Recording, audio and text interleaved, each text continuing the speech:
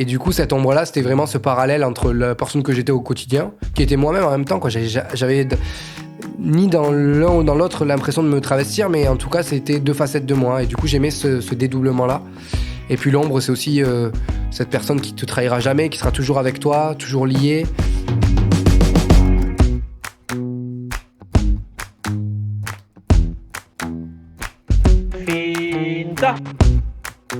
Finta, c'est le podcast qui nourrit des esprits, des envies d'agir et des espoirs très concrets à l'échelle locale.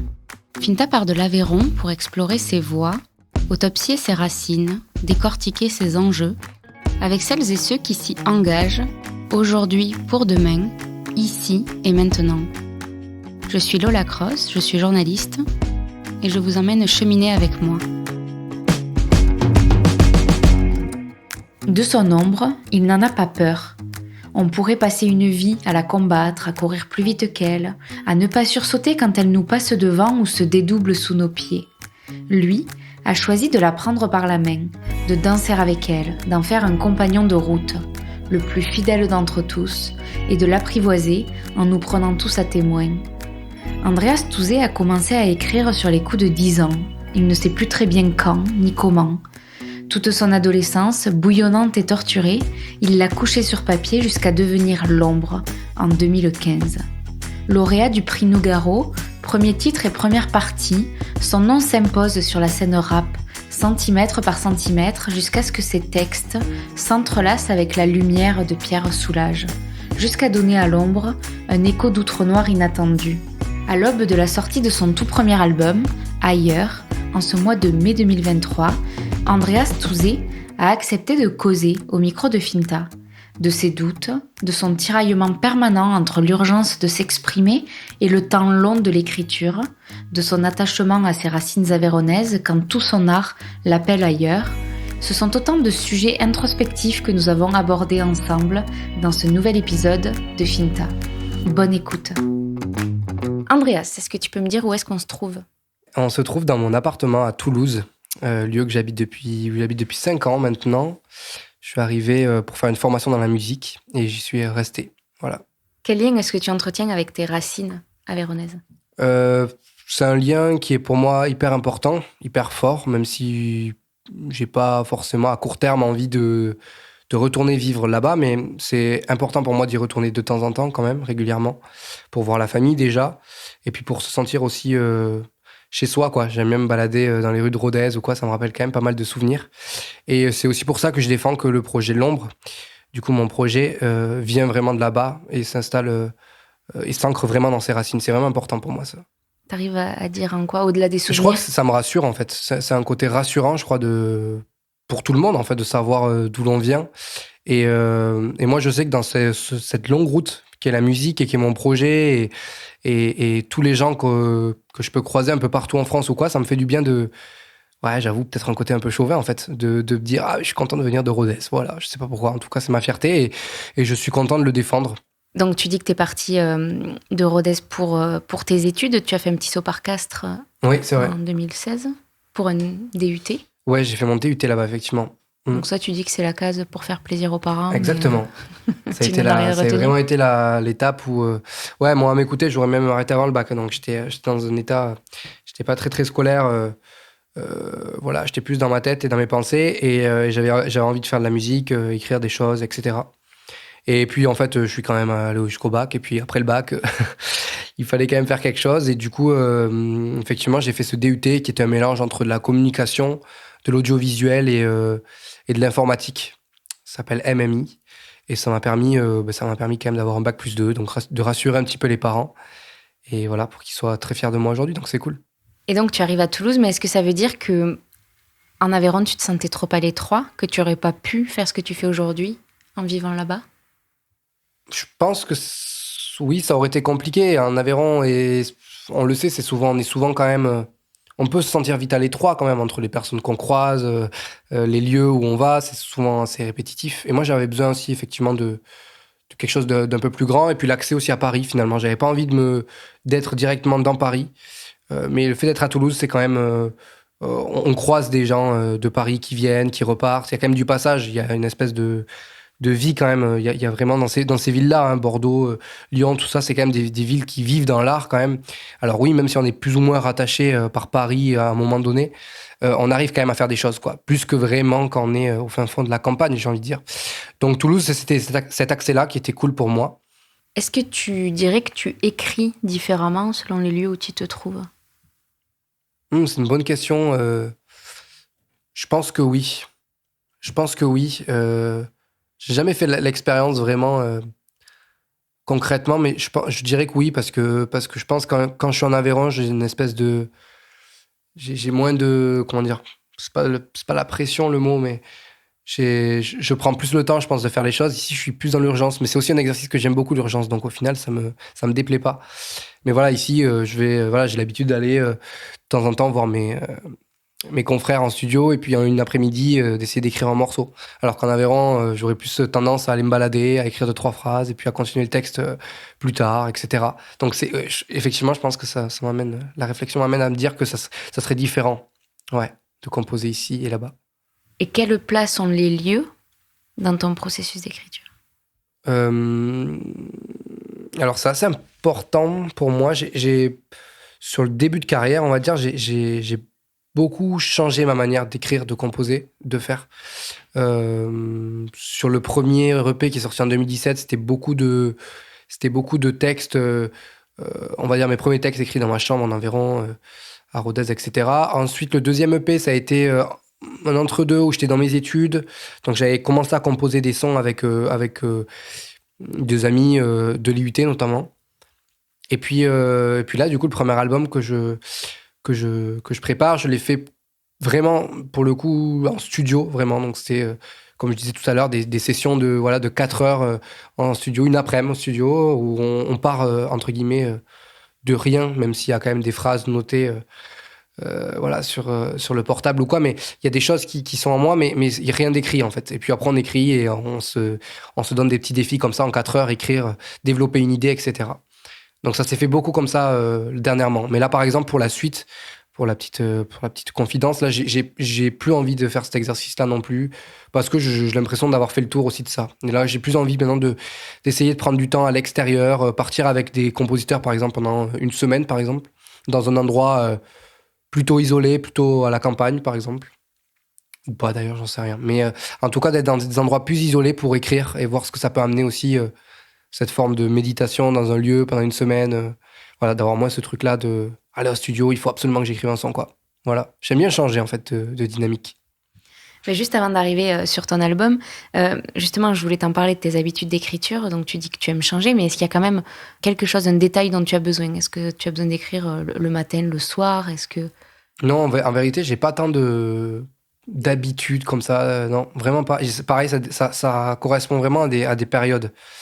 Il y a des périodes, je te dirais le matin, d'autres le soir, d'autres la nuit.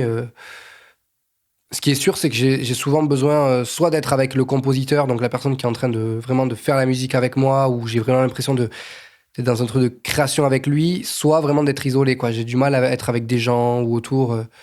Voilà. Par exemple, là, j'habite avec ma copine, j'ai du mal à écrire quand elle est là, ou j'ai vraiment besoin d'avoir une bulle comme ça, isolée. Ouais, de me sentir vraiment isolé dans un truc. Parce que c'est c'est une pudeur aussi, hein, clairement, concrètement. C'est ça. Elle est intéressante, cette notion de pudeur. Ouais, c'est vrai. Tu sais que tes textes ont vocation derrière à être complètement publics. Ouais. Et même à les incarner sur scène. Ouais, mais c'est vrai. Mais je pense pas être le seul un seul artiste qui dit ça, mais je pense que moi, personnellement, le moment le plus compliqué pour moi, c'est vraiment le moment de l'écriture, quoi. C'est comme un accouchement, quoi. C'est pas forcément le moment le plus agréable sur le moment, et puis après, on est trop content de ça, et puis on le traîne, et puis on l'arrange, et puis on en fait quelque chose de beau, on essaie en tout cas. Mais à la création, au moment de vraiment où ça doit sortir, c'est pas forcément toujours agréable, quoi. Et clairement, c'est quelque chose qui est vrai chez moi. Et même qui est des fois un peu... autant, c'est marrant parce que dans des périodes, ça m'a fait vraiment du bien, dans les périodes de ma vie. Et dans des périodes maintenant où je me sens plus clair dans mes bottes, où je sais où je vais, c'est maintenant des moments un peu plus ouais, c'est anxiogène un peu pour moi, quoi. Même de me dire, ah ouais, putain, là, il faut que j'écrive, il va falloir que j'écrive, il va falloir que j'ai des nouveaux morceaux quand même, des nouvelles choses qui arrivent. Là, par exemple, ça fait quelques mois maintenant que j'ai plus écrit. Alors, je trahis ma parole parce que je suis allé en studio il y a une semaine, mais avant ça faisait quasi un an que j'avais vraiment rien écrit. par peur du syndrome de la feuille blanche, par peur de plus être au niveau des morceaux que j'ai aimé faire, etc. D'être moins sincère. Enfin voilà. Mais en même temps, ça fait partie du parcours et c'est quand même intéressant. Et en fait, Dieu merci, on retombe à peu près tout le temps sur nos pattes. On est quand même à peu près toujours content d'une phrase ou de choses qui sont faites même dans des périodes de troubles, quoi. Mais concrètement, comment les sujets, les thèmes de tes chansons, ils s'imposent à toi ? À la base, c'était très, très, très instinctif, mais vraiment très instinctif. C'était des morceaux qui sont nés voilà, quand mes parents ont divorcé, des choses qui ont été vraiment ancrées en moi, où j'avais vraiment juste à prendre un stylo et à voir ce qui sortait, quoi. C'était très instinctif. Maintenant, plus j'ai écrit de morceaux, forcément, plus les sujets qui sont instinctifs chez moi ont été écrits, ont été faits, ont été produits. J'ai pas du tout envie de faire la même chose tout au long de ma carrière ou tout au long de mes morceaux. Donc, forcément, on s'impose d'autres choses. Donc maintenant, je m'impose plus de thèmes qu'avant, des thèmes à aborder. Donc il y a un côté moins instinctif et en même temps, c'est aussi, je pense que je crains le plus, c'est que j'ai pas envie de perdre cette notion-là non plus, parce que pour moi, elle est essentielle dans ce qu'est l'ombre aujourd'hui, en fait. C'est un projet qui a toujours été plus proche de moi, quoi. Et je pense que c'est ce qui marche aussi en live, etc. Il y a rien qui trahit ça, quoi. C'est vraiment un truc très direct, quoi, très frontal. Et c'est ce que j'aime et c'est ce que j'aimerais garder le plus longtemps possible, quoi. C'est aussi pour ça que je m'impose pas une régularité de devoir écrire par exemple tous les jours ou quoi. J'ai vraiment envie de garder cette chose-là de spontanéité, quoi. Mais quand tu dis il y a des thèmes qu'il faut que j'aborde, ça veut dire quoi ? C'est des thèmes qui t'ont traversé, des réflexions, c'est des thèmes qui sont dans la société, dans les discussions que tu as avec tes amis par exemple, et que tu dois transformer, c'est quoi ? À la base, c'était vraiment ça. Je me disais vraiment ça, il faut absolument que je l'aborde. Et ça, pour le coup, c'était vraiment des espèces de remèdes personnels, d'essayer de peser le pour et le contre des situations de vie pas forcément faciles, que ce soit familiales ou avec des potes ou des questions qu'on se pose tous, en fait. Et puis aujourd'hui, c'est devenu quelque chose de... oui, c'est des thèmes qui sont reliés à la société, qui sont reliés à... Mais encore une fois, j'essaie de toujours lier ça avec quelque chose de visuel ou quelque chose que je ressens vraiment, quoi, quelque chose qui est ancré en moi, pas quelque chose j'ai pas envie de faire une chanson qui parlera de la même chose que les 3 chansons qu'on va écouter à la radio en ce moment, etc. J'ai envie quand même d'aller sur des terrains ou en tout cas d'aborder des morceaux de manière un peu singulière. Oui, je veux pas prétendre être singulier comme artiste, mais en tout cas c'est parce que c'est quand même vers ça que je tends, quoi. J'essaie quand même de faire mes propres expérimentations pour aller chercher des choses assez singulières, on va dire, assez que je vois quelque chose qu'on me dise, on n'a pas l'habitude d'écouter ça, quoi. C'est quand même l'idée globale. Égarés sont mes problèmes, libre est mon âme. Je veux traverser les barrières, m'enfuir de leur cage, ériger ma présence, faire brûler la flamme, souffler sur les poussières, ne plus me noyer dans des larmes. Je veux partir, loin de tout, loin de vous. Contre nous après tout, seul mon vivre un bon coup. Voir de l'amour partout, est-ce que c'est trop demandé ? On se sent dépassés, démodés, désemparés, déprimés. À trop courir contre vents et marées, humains dans obsolescence programmée. Seul sur la piste, je veux juste qu'on m'observe. Ces projecteurs trahissent les récits dans mon crâne. Me rappeler de ces années d'ignorance, de sagesse, et sceller dans le silence et l'orage. Alors on fait la fête, on oublie toutes les réponses de l'oracle. Demain sera un autre jour, puis le reste on s'en fout. Il nous reste de l'espoir, alors advienne que pourra. C'est le bordel dans ma tête, l'alcool fait des ravages. Seul dans une mer immense, c'est dur de rester calme. Je te promets que demain, on reprendra l'avantage. En attendant, je noie le mal, bordel dans ma tête. Le soir, quand tu me vois, toi, c'est plus vraiment moi. Qui parle, qui danse, qui y croit. Ce soir, ce que tu vois là, c'est juste ton miroir. Pars pas toi, ça ira.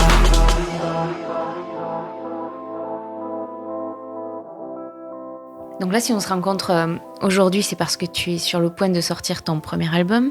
On connaît déjà le premier titre, Fête, que tu as sorti.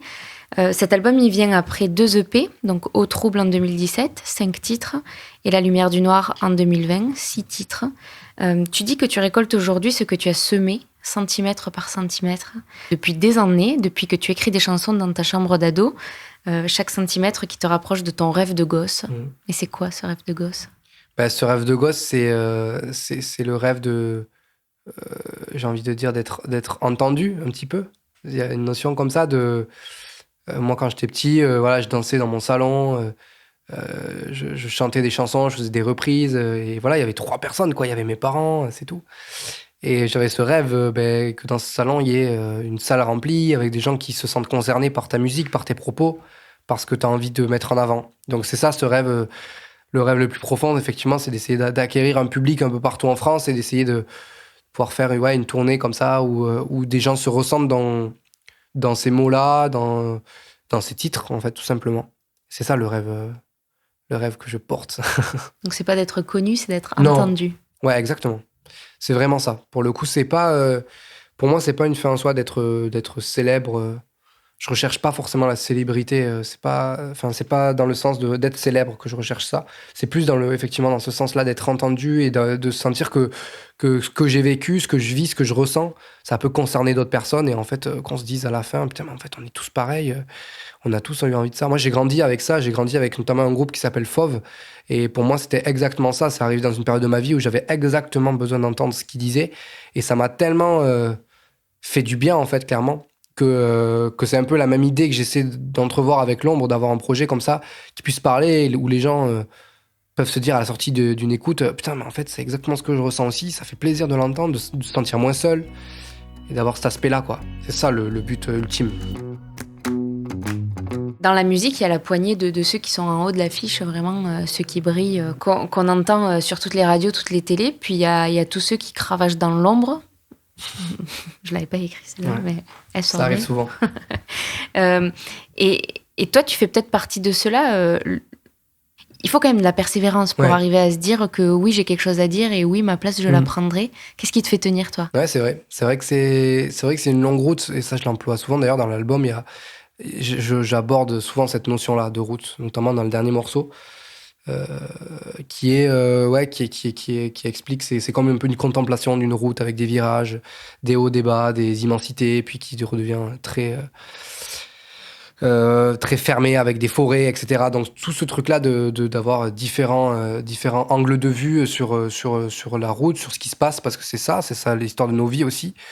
Et effectivement, ce projet-là, je le bâtis pierre après pierre, centimètre par centimètre, kilomètre après kilomètre, parce que c'est un chemin aussi que j'ai voulu choisir, parce que c'était important pour moi de mettre en avant le fond plus que la forme et plus que être encore une fois, on en revient à la question d'être connu ou de vouloir être entendu. C'est ça, moi, le but ultime, il est là, en fait. Donc, il n'est pas forcément dans la vitesse et dans demain, je dois passer à la radio, je dois faire du chiffre. Je sais pas du tout ça, comment dire, la conclusion, la morale du projet, quoi. C'est plus un travail de fond où j'ai envie d'être entendu, mais dans une notion saine, j'ai envie de dire aussi. Hors business ou quoi, même si forcément, quand on commence à se professionnaliser, etc., on rentre finalement dans du business et c'est normal. J'ai pas du tout de mal à l'aborder ça, mais en tout cas, il y a une notion quand même de vie, de réel, quoi, qui est important pour moi de garder, de mettre en avant, quoi. Tu as envie aujourd'hui ? Ouais, j'ai envie. Ça fait 4 ans déjà que j'ai réussi à en vivre et c'est pour moi une grande fierté, en vrai, de pouvoir être intermittent du spectacle. Parce que il n'y a pas beaucoup de pays, en vrai, qui ont cette chose-là. Donc moi, c'est quelque chose dont je suis très fier, quand même. Et puis, de pouvoir se lever chaque matin en se disant, ben voilà, je vis pour mon projet depuis 4 ans, pour ma petite entreprise, comme dirait l'autre. Et c'est assez fou de se dire ça. Et ouais, moi, je me sens assez chanceux, en vérité. Tu parles de ce travail de fond, mais on ressent quand même un peu une urgence. Ouais, c'est vrai. En toi. Est-ce que ça veut dire que ce que tu as aujourd'hui, ça peut être éphémère ? Oui, mais c'est marrant parce que du coup, on en revient à un côté paradoxal. Et il y a beaucoup de paradoxes dans ce projet, je m'en suis rendu compte. Et au fil du temps, et c'est quelque chose du coup qui me nourrit encore plus, qui me donne encore plus envie d'explorer des choses. Mais déjà, rien que le fait de s'appeler l'ombre, alors qu'en fait, l'idée, c'est toujours d'aller chercher la lumière et l'espoir. ces choses un peu bateaux, mais qui pour moi sont synonymes aussi d'équilibre en fait à trouver. Et du coup, effectivement, il y a ce côté aussi dans l'urgence, effectivement. Mais moi, je m'interdis pas trop, en vrai, de rêver d'ailleurs et d'autre part. Dans le sens où si dans 5 ans, je dois plus faire de la musique et je dois faire un autre métier, je le ferai. J'ai vraiment pas de mal à penser comme ça, mais plus à être sincère avec celui que je suis au moment présent, en fait. Je pense que c'est ça le principal. Donc, effectivement, il y a une certaine urgence que j'ai envie de déclamer. Et qu'en même temps, je prends du temps à dire, parce que ça fait 3 ans que je prépare mon album quand même. Mais je pense que ça passe par le temps. Je suis quelqu'un de plutôt lent, en vérité. Donc j'ai besoin de prendre le temps aussi pour savoir si mon chemin est sûr, là. Tu as 25 ans aujourd'hui ? Oui. Tu écris depuis quand ? Tu la dates à quand, cette passion-là ? Je pense que j'ai commencé à écrire vers 10 ans, je sais pas exactement. Mais... Et j'ai pas commencé par des chansons, mais plus par des petites histoires. Et en gros, le concept que j'avais, c'était j'avais un classeur chez moi, et l'idée, c'était d'écrire une histoire sur un recto verso. Voilà, c'était maximum ça, et l'idée, c'était d'avoir plein d'histoires dans le classeur, quoi. Donc j'ai commencé à écrire comme ça, et puis après, mes parents se sont séparés quand j'avais 11-12 ans, et c'est à ce moment-là où, pour le coup, j'ai eu un peu cette envie d'écrire une chanson que j'avais sortie à l'époque sur YouTube, et à l'époque, j'avais fait 100 de vues, c'était fou, quoi. Et du coup, au collège, on m'en parlait, on me disait, putain, mais c'est fou, on s'est pris l'émotion, waouh, mais tu rappes bien, c'est trop cool et tout. Et du coup, je me suis un peu accroché à ce petit truc-là. Parce qu'avant ça, j'avais toujours eu envie d'écrire des chansons, de faire de la musique et tout. Mais en vrai, j'ai toujours eu un problème de confiance en moi, je pense. Et là, à ce moment-là, il était très profond et j'étais dans un truc où, genre, non, mais j'étais incapable de faire ça, quoi. Du coup, à l'époque, mon rêve, c'était de travailler dans un magasin de musique, de vendre des instruments de musique. Je me rabaissais. Oui, en fait, dans mon estime, dans ce que je voulais faire, je me rabaissais à vendre des guitares, alors qu'en fait, c'était pas ça que je voulais, au fond. Mais je m'en sentais pas capable, je pensais pas. Et puis, en fait, cette chanson qui s'appelait Une sale année, elle m'a beaucoup aidé à prendre confiance en moi. Et du coup, après, j'ai continué à écrire et à rien lâcher. Et à être toujours dans l'urgence, au final. C'était qui tes modèles à cette époque-là ?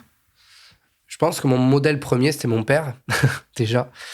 Parce que mon père, il faisait du théâtre. Je peux parler au présent encore, même si le sujet est un peu à l'arrêt. Mais il a une compagnie de théâtre amateur à Rodez qui s'appelle le Théâtre des Anneaux. Et moi, quand j'étais enfant, c'était vraiment la période où il faisait beaucoup de choses avec le Théâtre des Anneaux. Et on partait souvent le week-end un peu partout en France. Il jouait un peu partout en France et on partait en tournée, du coup. Et du coup, moi, c'était un truc de fou d'appréhender ça, la scène, les odeurs dans les salles de spectacle, tout ça. C'était quelque chose qui était très ancré en moi, très important. Et puis mon père était passionné lui, il faisait du théâtre, mais à côté, il écoutait beaucoup de musique. On allait voir pas mal de spectacles de danse aussi à Rodez. Donc il était très, très axé sur le spectacle vivant. Et du coup, j'ai toujours été passionné par ça. Donc, cette influence-là, la première, c'est vraiment mon père, parce que il y avait des guitares chez moi, parce que il y avait mon père qui répétait ses textes, parce que tout ça. Et puis après, derrière, effectivement, il y a eu la musique.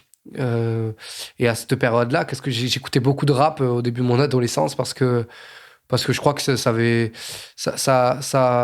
rimait bien avec une période où j'avais besoin de cette rage-là qu'il y avait dans les propos. Donc j'écoutais beaucoup j'écoutais des artistes comme Kerry James, La Fouine, Diams, beaucoup.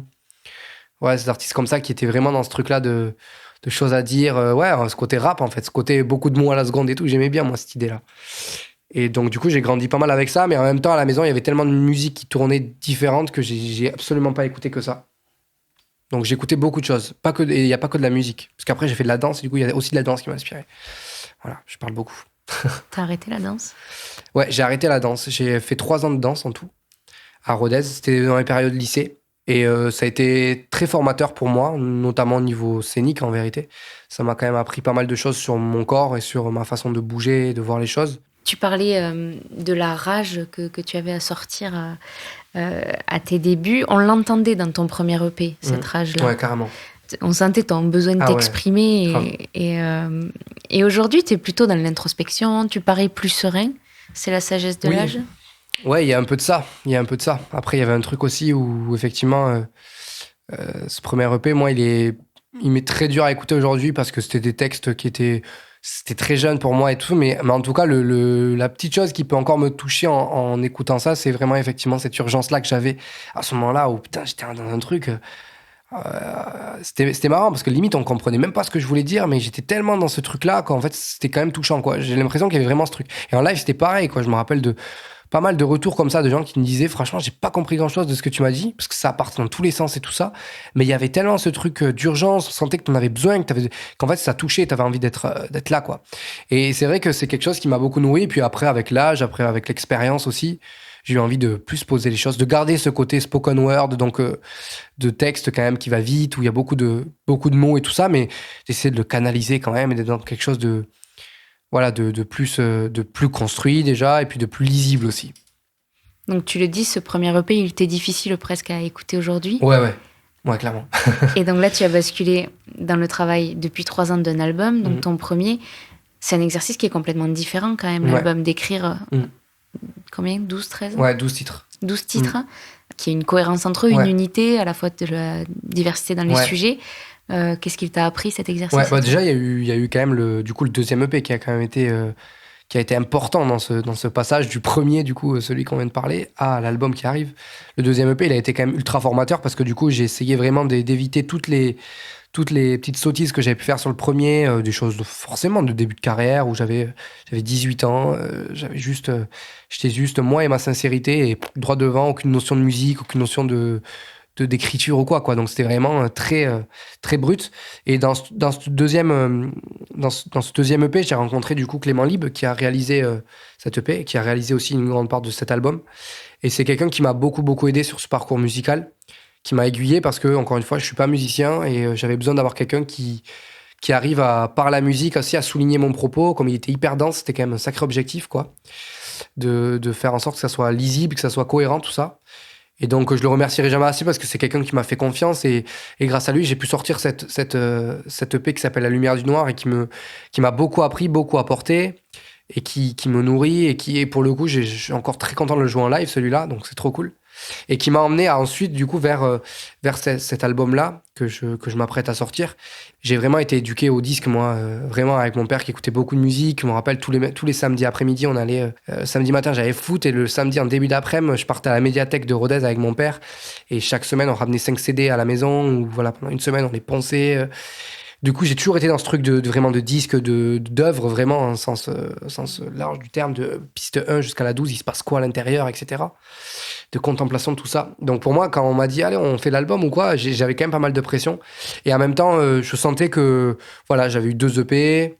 Là, il y a quand même 7 ans qui sont passés par là. Et du coup, je sentais je me sentais prêt, en fait, à faire un album, à vraiment faire ce truc-là, cet exercice-là. Et je suis très fier de ça parce que c'est un sacré objectif pour moi, parce que même après la première phase de maquettage, il y avait beaucoup de morceaux qui partaient un peu dans tous les sens. Et l'idée avec Clément, sur la réalisation finale, d'essayer de recentrer pour essayer de mêler tout ça au thème de l'ailleurs. Mais je suis content du résultat, c'est cool. Quand tu parles de ton attachement à l'album, vraiment à son entièreté, ça m'interpelle parce qu'elle vient d'où cette mode des EP finalement? En fait, les EP, c'est très pratique. Ouais, c'est un côté vraiment pratique, pour le coup, c'est pas très beau comme terme, mais c'est vrai. Au début de carrière, parce qu'un EP, c'est 6 titres, donc on n'a pas besoin de... Parce que faire un morceau, ça coûte quand même de l'argent, quand on bosse avec des gens, etc. Sauf si on est au fond de sa chambre, mais sinon, ça coûte de l'argent. Parce que forcément, il faut bosser avec des personnes. Donc, ça coûte de l'argent. Et du coup, le fait de faire un EP, déjà, ça permet d'avoir des frais qui sont... Comme c'est des formats plus réduits, ça permet d'avoir moins de frais par rapport à ça. Et puis aussi, du coup, les frais qu'on a... plus les mettre sur ces 6 titres-là et faire en sorte que ces 6 titres soient béton plutôt que d'aller chercher 12 titres qui sonnent un peu par-ci par-là. Et puis il y a aussi ce truc-là où au début d'une carrière, on se cherche beaucoup dans ce qu'on veut faire. Et le P sert c'est comme une carte de visite, quoi. C'est comme un CV. Et ça permet d'envoyer 4, 5, 6 cartouches, vraiment, de savoir où on va. Et pour un programmateur ou pour... En fait, c'est pas mal. En vrai, c'est pas mal aussi pour le réseau pro, au final, qu'on fait des EP pour qu'en fait, ils puissent cibler qui tu es, en fait, avant de partir dans des albums où ça peut partir dans tous les sens plus facilement quand on est en début de carrière. Donc, c'est surtout pour ça qu'on fait des EP, je crois. Après, en soi, il n'y a pas de règle. Il y a plein de gens qui sortent des albums et qui, derrière, refont des EP parce qu'ils ont des thèmes plus précis qu'ils veulent aborder en 3 chansons. Enfin, en vrai, on fait ce qu'on veut, quoi. Donc... Et si on conclut un peu sur ton album, qu'est-ce que tu racontes dans celui-là, alors ? Du coup, cet album, du coup, il s'appelle Ailleurs et il y a pas mal de rapports... au temps qui passe, d'interrogations par rapport au passé, nostalgie de l'enfance, par rapport aussi à la vie de tous les jours, des thèmes. Je suis quand même très observateur et j'aime beaucoup ça. Et du coup, je fais pas mal référence à des choses que je vois, des choses dont je me rends compte aussi avec le temps. Donc ouais, il est lié à pas mal de choses comme ça, ouais. Et puis ce truc-là du repère aussi. J'aime beaucoup l'idée de se dire qu'on a tous en fait finalement nos repères, que ce soit je sais pas moi, dans une référence, dans un film, ou que ce soit dans un souvenir d'enfance, ou que ce soit, je sais pas moi, sur une autre planète, ou je sais pas, on a tous un repère comme ça qui fait que on peut se projeter et se sentir bien. Et voilà, moi j'ai un titre dans cet album qui s'appelle Mon étoile et qui parle de cette étoile qu'on peut apercevoir et que je m'approprie, et de ce repère-là avec l'au-delà, etc. Et c'est aussi ça qui a nourri pas mal la réflexion autour de l'ailleurs et du fait d'avoir finalement des racines un peu partout. Voilà, mais j'en reviens au truc de racines parce que c'est important. Et c'est aussi Rodez qui m'a évoqué ce titre-là d'album, clairement, et ce thème. Et justement, si on y est à Rodez, on t'a beaucoup associé à Pierre Soulages. Parce que tu as décollé au moment de son centenaire, puis de son décès. Finalement, vous suivez deux chemins en parallèle et on vous a presque mélangé à un moment, parce que l'ombre, on peut croire que tu as choisi ce nom par rapport à lui, par rapport à sa recherche de la lumière dans le noir. C'est pas le cas. C'est pas le cas. Non, c'est pas le cas, c'est ça qui est fou. En fait, c'est assez fou parce que... Alors, j'ai toujours eu des parents qui étaient passionnés par Soulages, par son art déjà, et puis en plus parce qu'il venait de notre ville. Donc forcément, quand il y a eu le musée qui s'est créé, etc., ça fait forcément beaucoup de bruit. Mais non, c'était complètement... c'était pas du tout en moi à ce moment-là. La seule chose qui est sûre, c'est qu'à un moment donné, j'ai eu envie de faire un morceau sur Pierre Soulages parce que, effectivement, au début de ma carrière, j'ai beaucoup joué en Aveyron et beaucoup de personnes venaient me voir en me disant mais c'est fou parce qu'en fait, on dirait vraiment que ce que tu fais, c'est du Soulages en musique, quoi. C'est ça qui est dingue et tout. Et à force qu'on me le dise, je me suis quand même un peu penché sur le truc. Je me suis dit, c'est vrai que c'est marrant. En fait, c'est la même philosophie par deux arts différents, mais c'est vraiment la même chose. Et du coup, ben, j'en conclus que je pense que ça devait être, ça devait être une inspiration un peu involontaire, mais c'était sur les murs. Il y avait des reproductions d'œuvres chez moi, il y avait des livres qui traînaient, il y avait toujours des choses comme ça. Donc je pense que ça a fait partie finalement d'une influence, mais vraiment involontaire, quoi. J'ai pas du tout voulu faire quoi que ce soit. Et effectivement, il y a eu des routes après qui se sont mis en commun avec ce titre-là, La Lumière du Noir, que j'ai créé. J'avais en tête de le faire depuis longtemps. Puis il y a eu un appel à projet à Rodez aussi pour pouvoir le créer, le pousser jusqu'au bout. Et donc voilà, j'ai mêlé sa voix que j'ai retrouvée dans certaines interviews à des couplets que j'ai écrits pour souligner ses propos. Et du coup, ce morceau-là, à la base, ne devait même pas être dans l'EP. Et au final, a été dans l'EP, a carrément porté le nom de l'EP, ça a carrément été le titre éponyme. Et du coup, c'est vrai que toute la promo après autour de cet EP a été portée sur ce titre-là et du coup sur la référence à Soulage, etc. Donc j'en suis venu à dire qu'en fait, l'EP a été un hommage à Pierre Soulage, alors qu'en soi, c'est plus ce morceau-là qu'il était vraiment, quoi. Et tu as joué plusieurs fois au musée Soulages. Ouais. Tu as eu l'occasion d'y revenir. Ouais. En fait, j'ai eu la chance effectivement de tourner une live session du coup au sein du musée en 2021. Donc quand on m'a ouvert les portes du musée avec Ulysse Maison d'Artistes, mon label, l'idée ça a été quand même de créer quelque chose d'assez, on va dire d'assez singulier aussi. On voulait pas juste faire une live session des morceaux bêtes et méchants qu'on pouvait entendre sur l'EP, mais plus d'essayer de les réinterroger, les morceaux, etc. Comme je l'avais fait finalement avec le morceau La Lumière du Noir. Du coup, on a dit on va jouer les morceaux de l'EP en essayant de les réinterpréter avec d'autres personnes, etc. Donc c'est pour ça que dans ce live Entre les Toiles qu'on peut retrouver sur YouTube, il y a 2 morceaux de l'EP que je joue avec le Quatuor de Bussy, notamment, un célèbre quatuor à cordes, un morceau que je joue avec les beatboxers Berry Wham, et puis un autre morceau qu'on a fait dans une version un peu acoustique avec mon guitariste. Et voilà, j'ai essayé de réinterroger le propos. Et du coup, suite à cette live session-là, on a essayé de fidéliser aussi le contact avec le musée, avec Soulage, et avec les gens qui travaillent dans ce musée-là, parce qu'ils ont adoré aussi suivre cette aventure-là. Puis pour moi, ça m'était très cher, parce que j'ai aussi bossé dans ce musée en tant que job étudiant un été. Enfin, c'est quelque chose qui était quand même en moi aussi. Et du coup, effectivement, j'ai fait 2 concerts par la suite. Du coup, un en fin 2021 et un là en 2022, le jour d'ailleurs de la mort du peintre. Ça a été fort, c'était fort, et je suis très content de là, ce lien qui a pu être fait au fil du temps et assez naturellement finalement. Et ton ombre à toi, l'ombre, elle vient d'où alors ?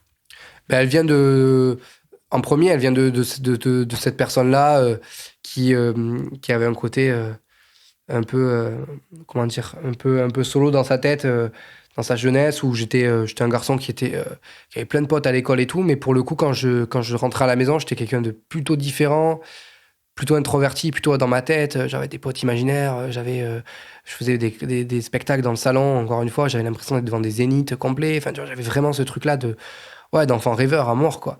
Et du coup, cette ombre-là, c'était vraiment ce parallèle entre la personne que j'étais au quotidien, qui était moi-même en même temps, quoi. J'avais ni dans l'un ou dans l'autre l'impression de me travestir, mais en tout cas, c'était deux facettes de moi. Et du coup, j'aimais ce dédoublement-là. Et puis l'ombre, c'est aussi cette personne qui te trahira jamais, qui sera toujours avec toi, toujours liée. Et ta lumière, à toi, tu la trouves où ? Je la trouve dans la musique déjà, sur scène, beaucoup. C'est quelque chose qui du coup, avec le temps, a fait naître vraiment une passion et quelque chose que j'adore vraiment. Voilà, c'est quelque chose qui me fait vraiment être heureux de pouvoir monter sur scène, de pouvoir partager mes textes avec d'autres personnes, échanger avec eux à la fin des concerts, etc. Et puis je la trouve dans le quotidien. Je suis quand même quelqu'un de plutôt heureux en vérité.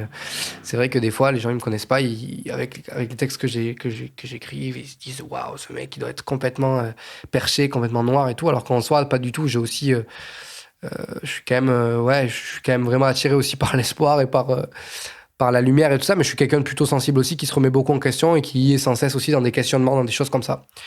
Mais voilà, la lumière je la trouve dans mon quotidien. En vrai je suis très heureux. Tout va bien. Ça m'amène assez naturellement, Andreas, vers la question que je pose à tous les invités de Finta, pour conclure. C'est en quoi est-ce que tu crois ? C'est une très bonne question. Je crois... Alors moi, je suis même pas sûr, complètement. Dans la musique, oui, mais dans la vie au quotidien, je doute beaucoup. Donc, je peux même pas dire ça. Mais je crois... Je sais pas, c'est difficile comme question. Waouh. Je crois en quoi ? En vrai, je crois en la vie, simplement, et en ce que je vis actuellement, ce que j'ai construit depuis toutes ces années-là. Je pense que c'est pas pour rien, en fait, que les choses existent. Du coup, je crois en ce chemin-là que j'emploie, même si c'est peut-être pour partir dans un autre dans un certain temps, mais je crois en ce chemin-là, et c'est pour ça que j'ai jamais rien lâché depuis ces 7 années maintenant, que j'ai ce projet, malgré le fait que je serai toujours pas en haut de l'affiche et que c'est toujours faut toujours cravacher pour avancer. Mais c'est pas que la musique, ça, je pense que c'est dans tous les projets de vie. Mais ouais, je crois au présent et je crois en ce qui me guide, en fait. Des fois, j'ai souvent la tendance à me dire, tu vois, dans des moments de doute et tout, où je me dis, waouh, mais en fait, ok, pourquoi et tout ça. Et puis en fait, juste de conclure en se disant, en fait, fais confiance en la vie. En fait, c'est la seule chose dont tu seras sûr que en fait, c'est par là que tu devais passer comme chemin, en fait. Donc, vas-y, va au bout. Et je sais pas, la chose qui me guide, c'est l'instinct, je crois. Ouais, l'instinct, je crois. C'est une belle conclusion. Merci beaucoup, Andreas. Et merci à toi. D'avoir joué ce jeu introspectif. Avec plaisir, avec plaisir. Dans lequel tu tiens pas le stylo. Carrément. Vous êtes arrivés au bout de ce nouvel épisode de la saison 3 de Finta. J'espère qu'il vous a plu. Je ne peux que vous recommander d'écouter les morceaux de l'ombre, d'acheter ses EP et son album à venir, et de guetter son actualité sur scène, où ses mots prennent une nouvelle dimension. Finta est un podcast écrit, réalisé et produit par moi-même, Lola Cross. Il est mixé par Mathieu Viguier du studio Cued. Déjà plus de 40 épisodes que vous pouvez écouter ou réécouter sur toutes les plateformes habituelles de podcast, gratuitement et sans limite. Si vous appréciez Finta et que vous souhaitez soutenir ce travail indépendant, parlez-en autour de vous. C'est le meilleur soutien que vous puissiez apporter au podcast. Vous pouvez suivre toute son actualité sur www.fintapodcast.fr, sur les réseaux sociaux avec finta.lepodcast, et vous abonner à la newsletter pour recevoir les nouveaux épisodes directement dans votre boîte mail. À très bientôt. C'est cette ombre qui me suit du lever jusqu'au coucher du soleil, une ombre discrète mais fidèle qui me lâchera seulement le jour où je m'en irai. L'ombre de mes mots, qui à chaque mot reste à mes côtés, qui à chaque pas en avant me suit sans jamais hésiter, sans jamais flancher. C'est cette ombre qui, malgré sa noirceur, exprime son ressenti. Une manière particulière de s'échapper, se laisser une seconde chance. Symétrie parfaite entre mes rêves et la réalité, entre mes sourires et mes pleurs, entre le vide qui sépare ma force à poursuivre mes chimères et l'autre. Une ombre, parfois légère, parfois translucide, parfois épaisse, parfois acide, une ombre parfois honteuse, parfois cupide, parfois mal polie, parfois stupide. L'ombre, c'est celle qui passe inaperçue et qui perçoit différemment. L'ombre reste muette, malgré la violence du vent. Mon ombre est celle qui m'adore, je le sais, elle me suit à chaque pas près, elle met sa capuche quand j'en ressens également la nécessité, elle tremble elle aussi quand j'ai peur de la vérité, savoir faire face à ses peurs, malgré son trop-plein de vivacité, savoir vivre sereinement malgré la peur de chuter. C'est cette ombre qui m'a poussé à devenir l'ombre et qui retrace le tracé de la vérité. C'est cette ombre qui m'a poussé à devenir l'ombre et paradoxalement, c'est moi qui la suivrai. C'est cette ombre qui m'a poussé à devenir l'ombre et qui retrace le tracé de la vérité. C'est cette ombre qui m'a poussé à devenir l'ombre et paradoxalement, c'est moi qui la suivrai.